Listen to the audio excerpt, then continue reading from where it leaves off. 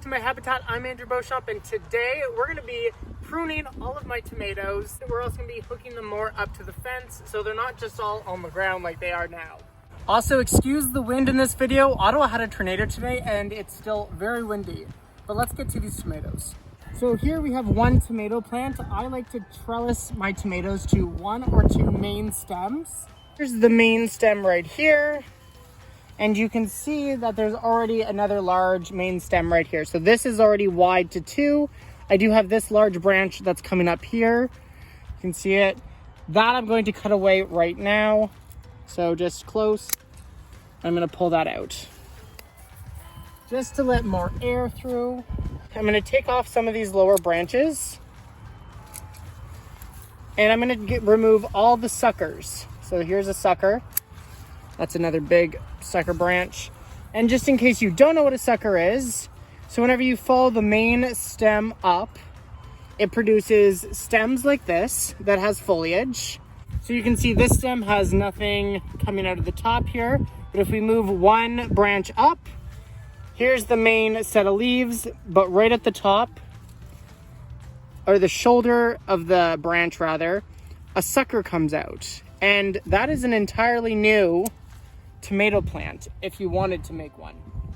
But I like to cut these off. If you want, you can put this in water. It will root and you'll have an entirely new tomato plant. I'm gonna throw these away because I already have enough. But I'm gonna take off all of those suckers all the way up every one of these plants. The plant's all clean, took all the suckers off and took a lot of the lower branches off. That just helps with airflow. Now, it is a natural thing that happens to the plant anyways. You'll notice that some of the lower leaves will start to yellow and maybe even brown and crisp up. You can cut those right off. But now it's really simple. I'm just gonna take a piece of jute twine and hook it to the fence. It couldn't be simpler. Don't make it too tight because you don't want to hurt the plant. Just like that. And I'll hook this one up even further up.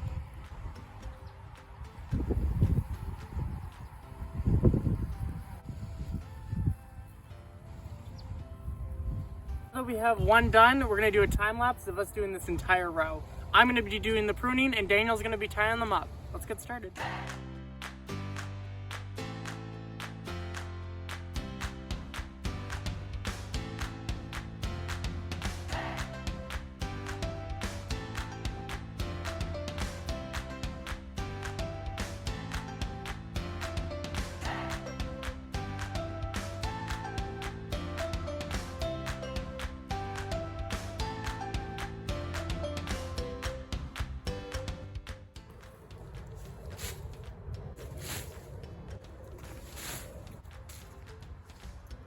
We just cut a lot away from those tomatoes, literally a ton. Second tomato plant, I snipped my finger. I was holding, I just cut right into my finger. I had to go put a band-aid on so I wasn't bleeding all over the place.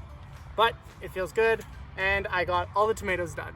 I know it's kind of hard to see on camera because there's grass and weeds behind all the tomatoes, but they're all upright and